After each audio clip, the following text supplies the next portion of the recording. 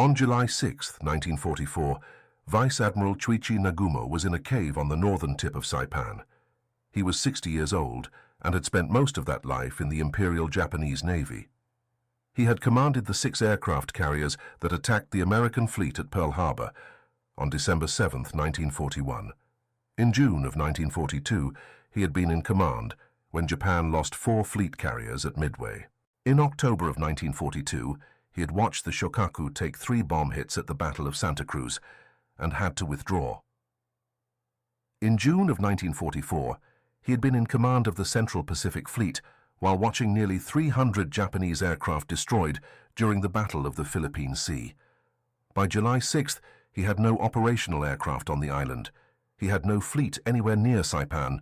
He had no way off the island. On July 6th, he helped sign the Gyokusai order that would send 4,000 soldiers to die the following morning. He committed suicide with his pistol. He chose not to die in the Gyokusai charge he had helped order. He died alone, in a cave, on an island the Americans had already taken. The man who had ordered the attack on Pearl Harbor on December 7, 1941, was the first casualty of the order he had signed on July 6, 1944. Japan ordered 29,000 soldiers to die on Saipan. They obeyed. The title of this video is not a metaphor and is not an exaggeration. The Gyokusai order promised each soldier would kill 7 Americans before dying. The 4,000 who charged killed approximately 400 Americans. Not 7 each. 921 Japanese soldiers surrendered out of 30,000. The island fell in 24 days instead of the 1 week the Americans had planned for. The government that had given the order fell 2 weeks after the island fell. I spent 7 hours writing, editing, and researching this story to verify every order, every number, and every name exactly right, because the Battle of Saipan is the battle that ended the Japanese government, created the runway the B-29s used to firebomb Tokyo, and produced the casualty calculations that justified the atomic bombs. And because the 29,000 soldiers who obeyed the order to die deserve to be counted precisely. If this story matters to you, like this video, just like that. That is all. Thank you. The Gyokusai order, issued jointly by Saito and Nagumo on July 6th, stated that each remaining Japanese soldier on Saipan would advance and kill 7 Americans before dying. General Saito told his officers, "I will advance with those who remain to deliver still another blow to the American devils and leave my bones on Saipan as a bulwark of the Pacific." The title of this video is a description of exactly what that order required. He and Nagumo signed the order jointly. Both men committed suicide on the evening of July 6th, before the charge they had ordered began. 4,000 soldiers carried out the Gyokusai order at 4:45 in the morning of July 7, 1944. They killed approximately 400 Americans in 15 hours of combat. The math the order promised was wrong from the moment it was written. 7 Americans dead for every Japanese. That ratio was impossible. The obedience to the order was total, regardless of the math. The Marianas Island chain, including Saipan, had been formally designated by the Imperial General Headquarters as Japan's absolute national defense sphere. The phrase was specific, public, and a promise. Japan had told its own people, explicitly and repeatedly, that this line would not be crossed. Saipan sat near the center of that line, approximately 1,300 miles south of the Japanese home islands.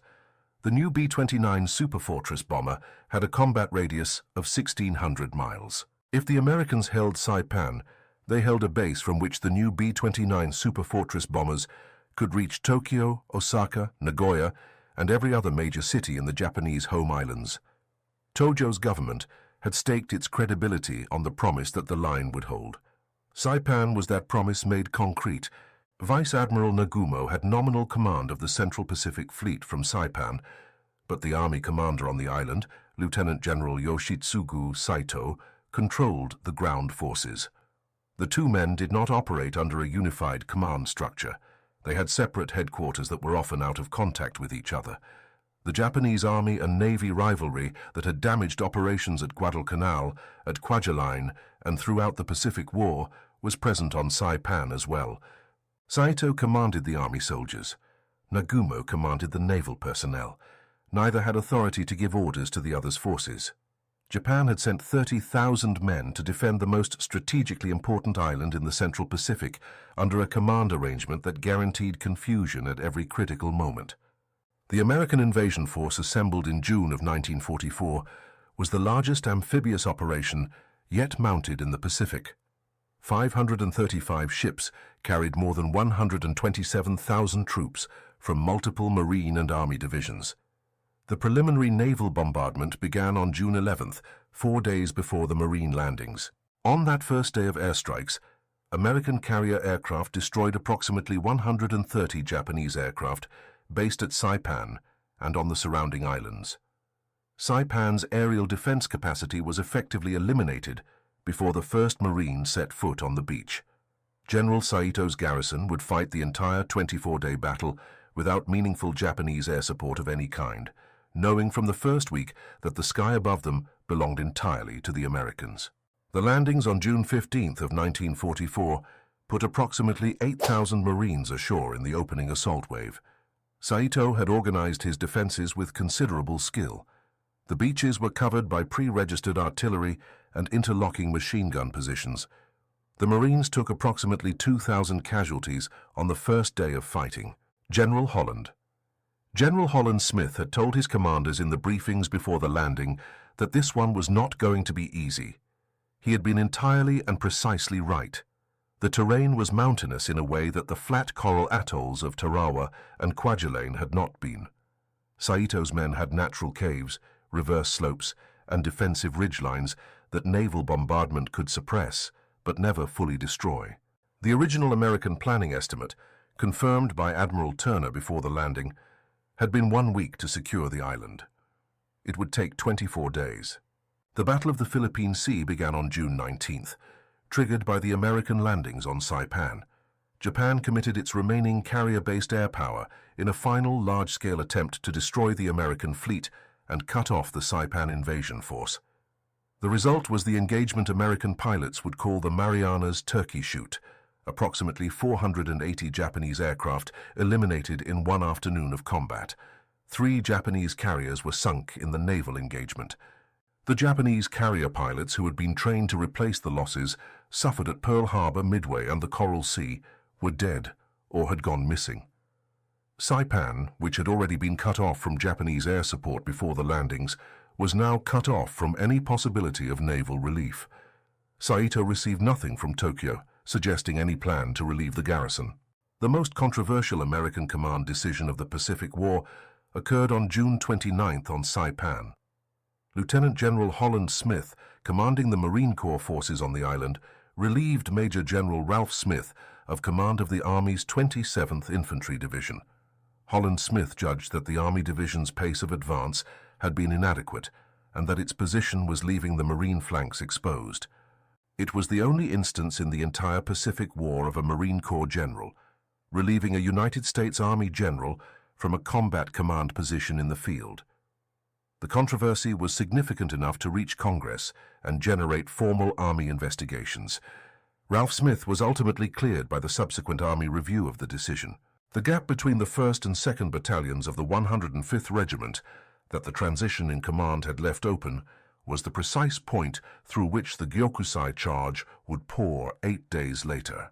By July 6th, Saito understood that the battle was over in any meaningful strategic sense. His remaining forces had been progressively compressed into the northernmost corner of Saipan. His command post was under continuous American artillery fire and small arms fire from forward positions. His men were almost out of food and water. He had received no communication from Tokyo indicating any intention to rescue, relieve, or reinforce the garrison. He gathered his remaining senior commanders in the evening of July 6th and told them what every soldier on the island already understood. He set the Gyokusai attack for the pre-dawn hours of July 7th. Messengers were dispatched through the night to carry the order to the scattered unit commanders across the northern corner of Saipan. Sake was distributed to the soldiers during the night. Both senior commanders chose to die by their own hand before the attack they had ordered was carried out. On the morning of July 7th, 1944, at 4:45, the Gyokusai charge began. Japanese officers led the assault, waving their swords above their heads. Behind the officers came the remaining able-bodied soldiers. Behind the soldiers came the wounded, some moving on crutches, some carrying only sharpened bamboo stakes or bayonets that had nothing to fix them to. The mass of soldiers struck directly into the gap between the army battalions, the precise gap that the command changes of June 29th had left imperfectly covered. The gap was real. Captain Benjamin Salomon had been trained and commissioned as a dentist in the United States Army Dental Corps and had volunteered to take over the 2nd Battalion's aid station after the battalion surgeon was wounded earlier in the Saipan campaign. When Japanese soldiers from the Gyokusai attack broke through the perimeter and began entering the aid station, Salomon ordered his patients evacuated through the rear of the position and then placed himself at a machine gun at the entrance. He was found dead at his machine gun position after the attack had been repelled. 98 Japanese bodies were counted directly in front of his position. Captain Salomon received the Medal of Honor 58 years after the battle. The 58-year delay was caused by a legal dispute about whether a medical officer was permitted under the Geneva Convention to operate a crew-served weapon in combat. The Gyokusai charge lasted 15 hours of sustained close-range combat across a large section of the American defensive line. When the Gyokusai finally ended, 4,311 Japanese bodies had been counted in the area where the attack had taken place. Approximately 400 Americans had been killed. The Gyokusai order had promised 7 American deaths for each Japanese. The actual ratio achieved by the Gyokusai attack was approximately 1 American killed for every 10 Japanese soldiers who died in the charge. Not 1 for 7, 1 for 10. The Gyokusai order had overstated what the attack could achieve by a factor of approximately 7. Saipan was formally declared secure by the American command on July 9, 1944, exactly 24 days after the first Marines came ashore on June 15th. 921 Japanese soldiers had surrendered out of the original garrison of 30,000. The rest were dead. The civilian population on Saipan at the time of the American landing numbered approximately 25,000. They included Japanese settlers, Korean laborers brought to work in the sugar industry, and indigenous Chamorro people whose families had been on the island for generations before Japan took it from Germany after the First World War. The Japanese military authorities had distributed propaganda to the civilian population for months before the landing, telling civilians that American soldiers would torture, rape, and murder any Japanese they captured. The propaganda was entirely false. The civilians had no means of knowing it was false. As the American advance pushed the last Japanese forces into the northern tip of the island, tens of thousands of civilians gathered at the cliffs overlooking the sea. American soldiers brought up loudspeakers. Japanese-American Nisei interpreters called out to the crowds in Japanese, telling them they would be safe if they surrendered. Some people responded and came down from the cliffs. Others threw their children from the cliff and then jumped after them. An estimated 22,000 Japanese civilians died on Saipan. Almost all of them died by their own hand or by the hands of family members. They had been told that dying was preferable to capture. They believed it. The fall of Saipan reached Tokyo on July 18, 1944. Prime Minister Hideki Tojo had personally guaranteed the Japanese public that the absolute national defense sphere could not and would not be breached. Saipan was inside that sphere. Saipan had fallen after 24 days. Tojo submitted his resignation on July 18, 1944. His entire cabinet government fell with his resignation. The men who replaced Tojo began cautiously exploring the possibility of a negotiated end to the war, though no concrete action resulted until after the atomic bombings of Hiroshima and Nagasaki 13 months later.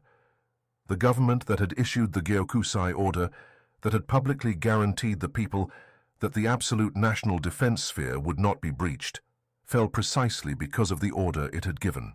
The soldiers of the Saipan garrison had obeyed the order to die, completely and without exception. The government that issued the order did not survive the obedience it had required.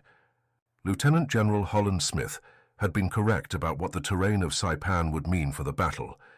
He had commanded the assault at Tarawa, at Kwajalein, at Eniwetok, and understood the pattern of Pacific Island fighting.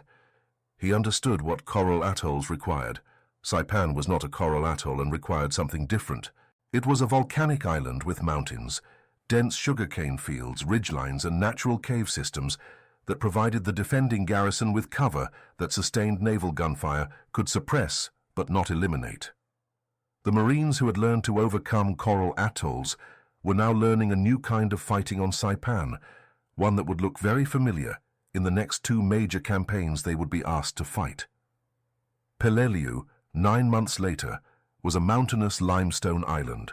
Iwo Jima, 8 months after that, was a volcanic island. The Japanese defenders of both used the same techniques that Saito's garrison had used on Saipan: caves, prepared interior positions, defense in depth, and the willingness to die rather than surrender. Smith had anticipated the pattern at Saipan. His original estimate of 1 week had been optimistic in a way that the actual 24 days proved. 24 days on Saipan proved that every subsequent island would require the same grinding methodology. The Saipan ratio entered American military planning immediately after the battle. For every 7 Japanese soldiers killed or captured on Saipan, approximately 4 Americans were killed or wounded. Japan had an estimated 3.5 million soldiers waiting in defensive positions across the Japanese home islands. If the Saipan ratio held for an invasion of Japan, the projected American casualty count was approximately 2 million. The projection was not precise and was not guaranteed to reflect what would actually happen in an invasion. But the number was specific and based on recent combat data, and American war planners incorporated it directly when they evaluated the alternatives to a land invasion of Japan. The Battle of Saipan was the most recent and most complete data point that entered the American planning calculation, that ultimately shaped the decision to use atomic weapons against Japan. The 29,000 Japanese dead, the 16,000 American casualties, and the calculation those numbers produced were the argument that made Hiroshima and Nagasaki possible in August of 1945. Sergeant Thomas Baker of Troy, New York, was awarded the Medal of Honor posthumously for his actions during the Gyokusai charge on July 7th. Baker had been seriously wounded earlier in the Saipan campaign and could no longer walk without considerable difficulty. During the Gyokusai attack, as the Japanese broke through the American lines, Baker asked his comrades to leave him behind against a tree with a loaded pistol. When American soldiers found Sergeant Baker, after the fighting had moved past his position, he had been shot by Japanese soldiers who had found him there. Baker's pistol was empty.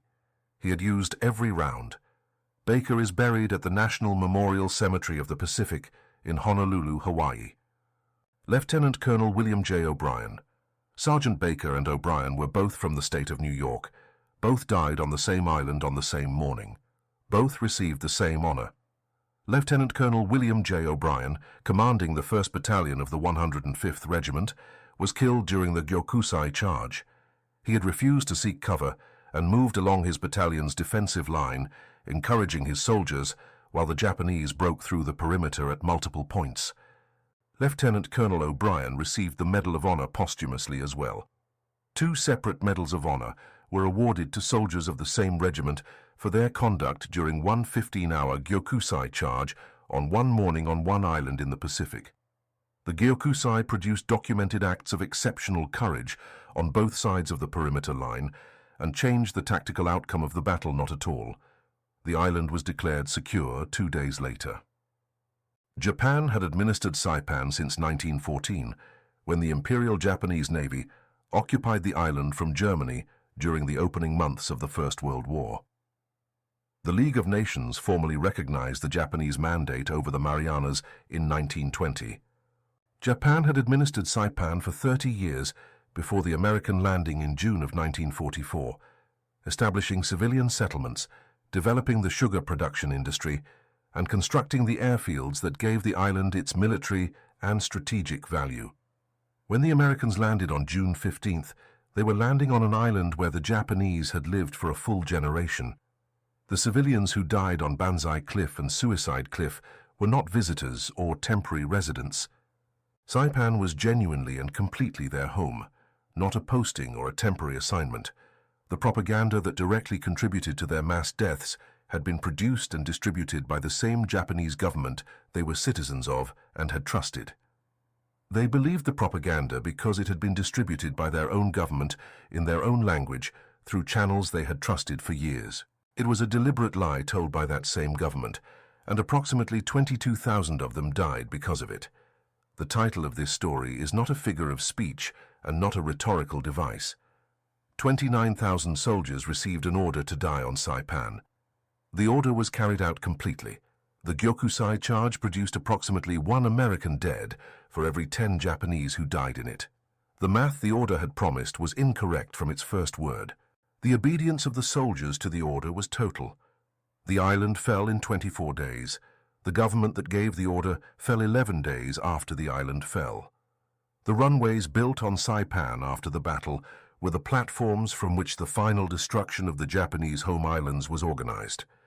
The 921 Japanese soldiers who surrendered on Saipan were not the soldiers who obeyed the Gyokusai order. They were the ones who did not.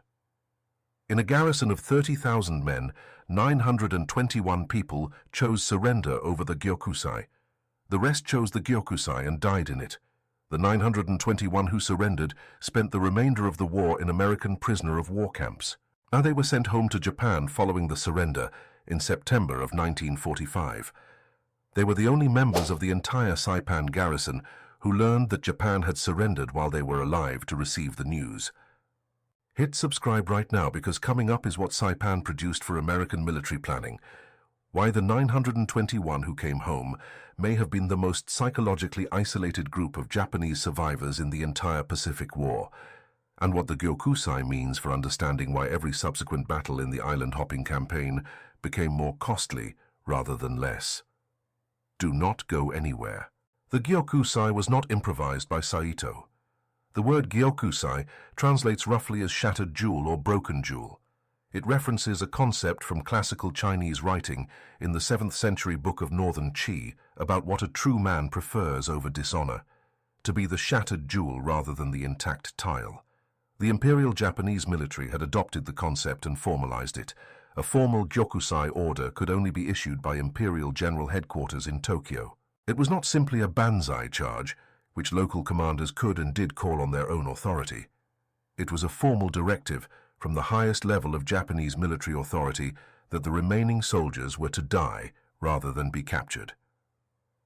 When the prisoners captured on Saipan before the Gyokusai reported hearing the word being used, the American intelligence officers who spoke Japanese understood immediately what was coming.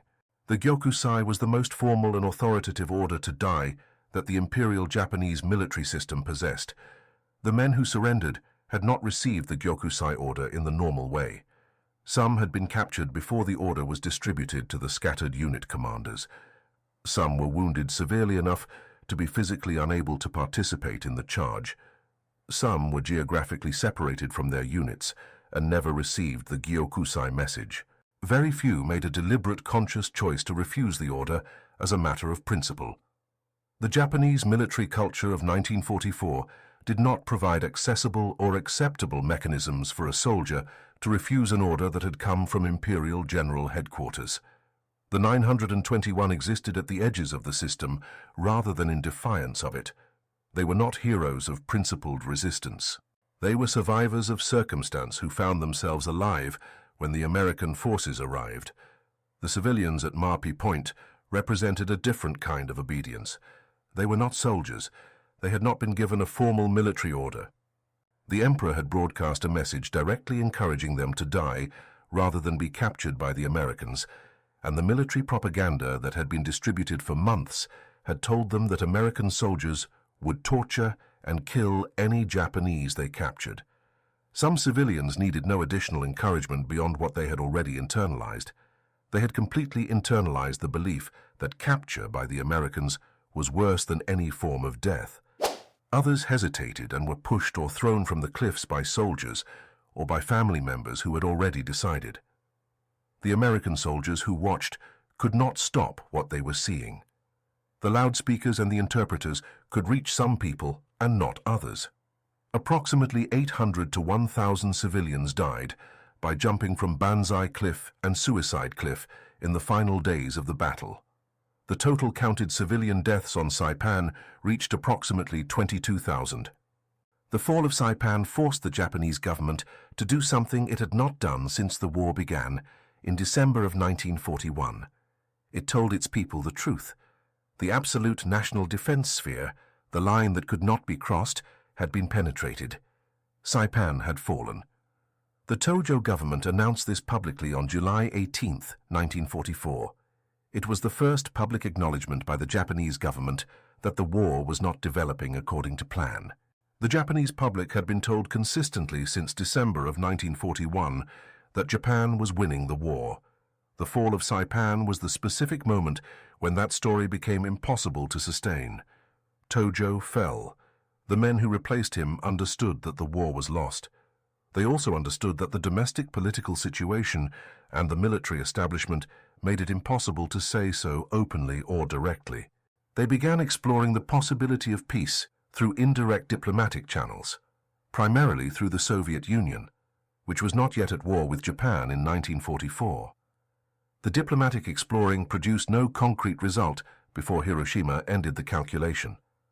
The B-29 superfortress required a base within approximately 1,600 miles of Tokyo to reach the Japanese home islands while carrying a militarily useful bomb load.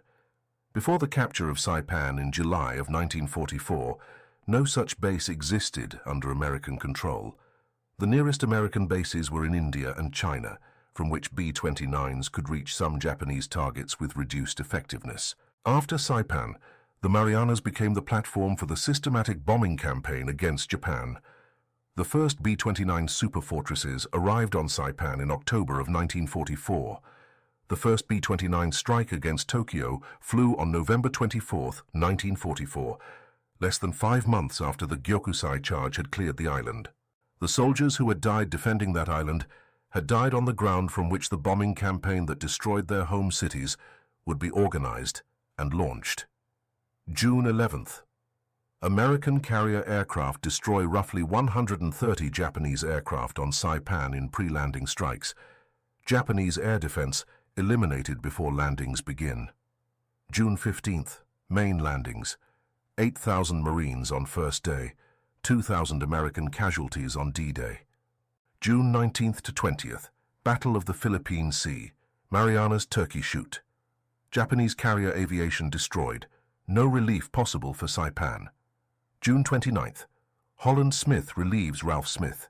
Gap forms between army battalions. July 6th. Saito issues Gyokusai order. Saito and Nagumo commit suicide. July 7th, 4:45 a.m. Gyokusai charge. 15 hours.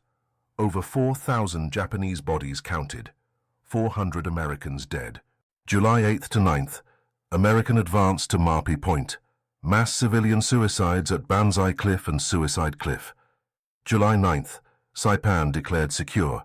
29,000 Japanese dead. 921 prisoners. 22,000 civilian dead. July 18th. Prime Minister Tojo resigns. Japanese government falls.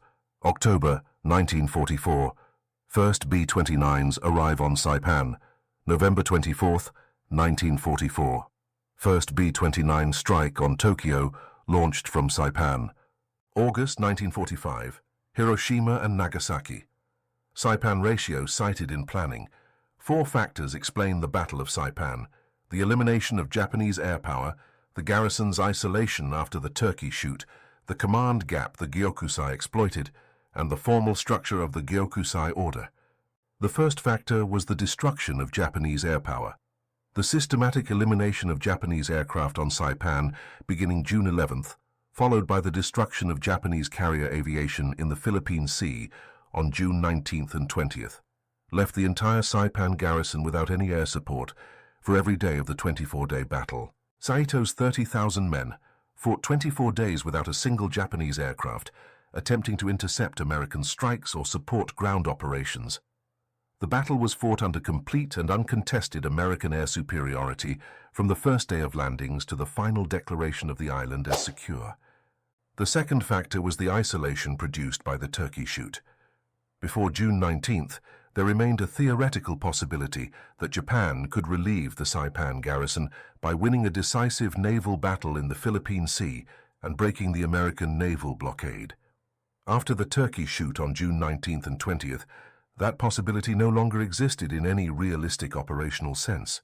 Japan had committed essentially all of its remaining carrier-based aviation in a single engagement and lost nearly all of it in one day. The garrison on Saipan understood, within days of the turkey shoot, that no naval relief was coming. They fought with full awareness that the outcome of the battle was not in question. Only the specific manner and timing of dying remained to be decided. The third factor was the command gap at the 105th Regiment. Holland Smith's relief of Ralph Smith was a decision made for reasons unrelated to the terrain north of the Army's positions. The gap it created between the two forward battalions of the regiment was a tactical vulnerability that existed because of an administrative decision. The Gyokusai charged directly into that gap. The casualties the charge produced on both sides of the line were made possible in their specific location and concentration by a command decision that had nothing to do with the Gyokusai order and everything to do with the inter-service friction between the Marine Corps and the United States Army. The fourth factor was the Gyokusai order as a formal system. A Gyokusai is not a spontaneous last stand. It is a formalized directive from the highest level of military authority. It carries the formal weight of the emperor's authority. It cannot be refused by an individual soldier, without consequences that extend far beyond the battlefield to his family, his community, and his memory in Japanese society. The 29,000 soldiers of the Saipan garrison obeyed the order not simply because they were brave or fanatical, but because the order came through a system that made disobedience culturally and institutionally impossible for almost all of them. The 921 who did not obey were the statistical edge of a distribution, not a coherent resistance. The paradox at the center of the Battle of Saipan is not subtle, but it is worth stating precisely. Japan issued the Gyokusai order on Saipan. 29,000 soldiers carried it out. The 4,000 who charged in the final attack killed approximately 400 Americans. The order had promised 7 Americans for each Japanese. The result was 1 American for every 10. The math was wrong. But the obedience was total, and the obedience produced exactly what it was designed to produce: the certainty that the island would cost more to take than any previous island. And it did. And it made the next island more expensive. And the one after that. The men who followed the Gyokusai order were following a command that turned their deaths into a data point in the American calculation that ended with 2 atomic bombs. The government that gave the Gyokusai order fell because the soldiers obeyed it. The men who died defending Japan's absolute defense sphere died on the island from which Japan was destroyed. The 921 survivors of the Saipan garrison were repatriated to Japan in the months after the surrender of September 1945. They returned to a Japan that had been systematically bombed, in part from the very island they had been on. They returned to a Japanese culture in which survival of a battle where the entire garrison had been ordered to die carried a very specific and difficult social meaning. The Gyokusai order had designated the deaths of the defenders as honorable. The survival of the 921 was, by the same cultural logic, the counterpart of that honorable designation. The 921 survivors were alive because they had not obeyed the Gyokusai order that 29,000 others had followed. That fact followed each of them for the rest of their lives in ways that the historical record does not preserve in detail, but that the culture of post-war Japan and the weight of the Bushido tradition make straightforward to understand. Subscribe to this channel right now and turn on notifications, because every week we bring you the stories that history reduces to a number and a date, without telling you that the Gyokusai could only be authorized by Imperial headquarters, and that the American intelligence officer who heard the word used in interrogation understood immediately what was coming, that the 921 who survived were not heroes who refused the order, but edges of circumstance who happened to be alive when the Americans arrived, that Baker used every round in his pistol, and O'Brien refused cover, and Salomon manned a machine gun he was not legally permitted to operate. or that the men who died on that island in July of 1944 are buried on the same ground from which the B-29s took off to destroy Japan. Hit subscribe then like, so this reaches people who should understand what happened on Saipan in July of 1944. Drop a comment below telling us where you are watching from. We will see you in the next one. The psychological situation of the 921 survivors deserves a more specific examination than it usually receives. They returned to Japan in 1945 and 1946 after a year or more in American prisoner of war camps in Hawaii and the continental United States. They had seen American society and American military behavior from the inside of American-run facilities. They had been fed, housed and treated according to the Geneva Convention by the Americans throughout their captivity in the camps. They knew, from direct personal experience, that the propaganda that had sent 22,000 civilians off the cliffs of Marpy Point was false. The Americans had not tortured them. The Americans had not murdered them or abused them. They carried that first-hand knowledge home to a Japan that was simultaneously processing its military defeat and beginning to construct a new national narrative about what the war had been and what it had meant. The American intelligence failure at Saipan is worth noting alongside the intelligence successes. The Americans knew the Gyokusai was coming. The captured prisoner who used the word Gyokusai in his interrogation had been understood by the Nisei officers who heard it. A formal warning was transmitted through the command structure on July 6th. The warning reached some American units. It did not reach all units, and it did not reach the units positioned in the gap between the battalions with sufficient clarity and time to close that gap before the charge began. The knowledge that the Gyokusai was coming, and the effective defensive preparation that knowledge should have produced, were separated by the administrative friction of a command structure that had recently undergone the most controversial command change of the Pacific War. The B-29 campaign from Saipan was not immediately effective. The first raids in November of 1944 used high-altitude precision bombing techniques developed for the European theater and found that the jet stream over Japan scattered bombs unpredictably and made accuracy impossible. The campaign shifted in March of 1945 to low-altitude incendiary bombing of Japanese cities, following the tactical lead of General Curtis LeMay. The March 9th and 10th, 1945, firebombing raid on Tokyo burned approximately 16 square miles of the city and killed an estimated 80,000 to 100,000 Japanese civilians in a single night. The runway from which those aircraft departed had been built on the island that 29,000 Japanese soldiers had died defending. The soldiers' deaths had not prevented the destruction. Their obedience to the Gyokusai had simply determined which specific island the destruction came from. The Saipan ratio is worth examining in more detail than it usually receives in histories of the atomic bomb decision. The ratio was 4 American casualties for every 7 Japanese killed or captured. American war planners applied this to the estimated 3.5 million Japanese defenders of the home islands to project between 500,000 and 2 million American casualties for an invasion. The range between 500,000 and 2 million was enormous. The uncertainty underlying the projection was real and acknowledged. The planners who used it knew the projection was imprecise and based on incomplete information. They used it anyway because it represented the most recent and most complete combat data available from the Pacific War.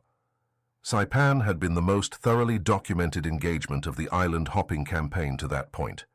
Its casualty accounting was more detailed than that of any previous island campaign. Its terrain and defensive characteristics had been studied intensively in after-action reports.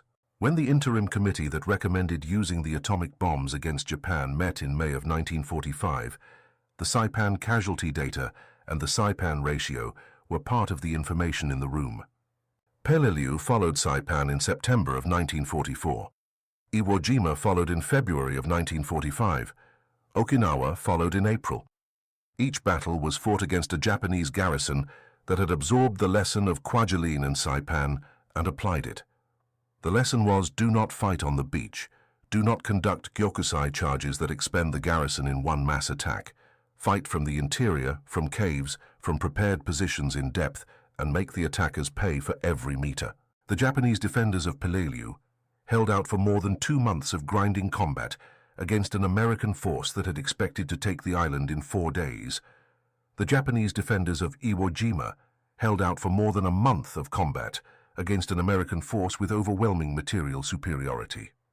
The Japanese defenders of Okinawa held out for nearly 3 months of sustained fighting and produced more than 82,000 American casualties in the process. The Gyokusai order issued on Saipan was the last large-scale organized mass charge Japan would attempt. The battles that followed, fought against defenders who had learned from Saipan, were considerably deadlier per island than Saipan had been. The battles that followed, fought against defenders who had learned from Saipan, were considerably deadlier per island than Saipan had been.